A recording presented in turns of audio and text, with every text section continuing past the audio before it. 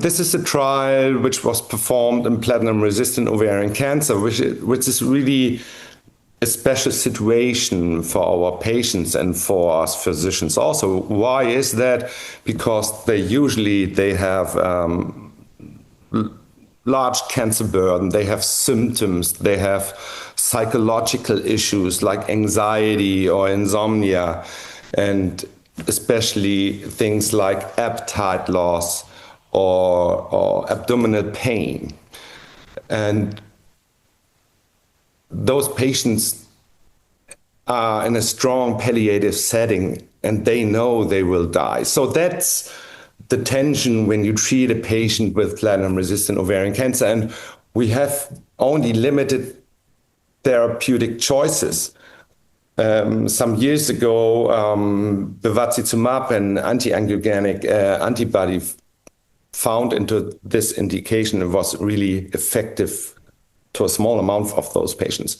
However, the MIRASOL trial we published, or where I worked with a team on the quality of life data, is a trial which compared an antibody drug conjugate. It's called Mirvetuximab soravtansine against physician choice or investigator choice chemotherapy.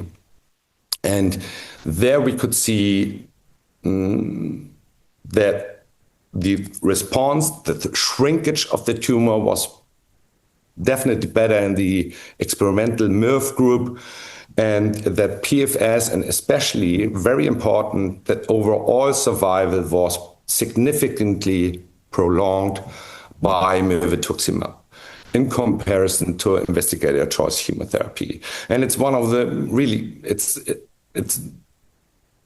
these findings we hadn't before in this way with other drugs. So the incorporation of Mirvetuximab into the treatment of platinum-resistant ovarian cancer patients will come, and it will be standard of care in patients.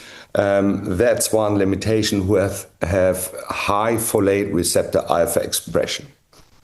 However, our task was to analyze the quality of life data, and they collected it in a correct manner for the study, and they have a plan how they wanted to analyze quality of life, and they have had pre-specified quality of life endpoints. So it was really well done, and we analyzed this and we found very important findings. There was one thing that makes it complicated. So the primary endpoint for the quality of life analysis was the improvement of abdominal pain after 8 to 9 weeks of treatment. So, and the threshold we selected, or the primary endpoint, was we wanted to see a 15-point improvement on a 100-point scale. So, and when you know that a 10-point improvement is the minimal clinical significant change, we even put more. We wanted to see more.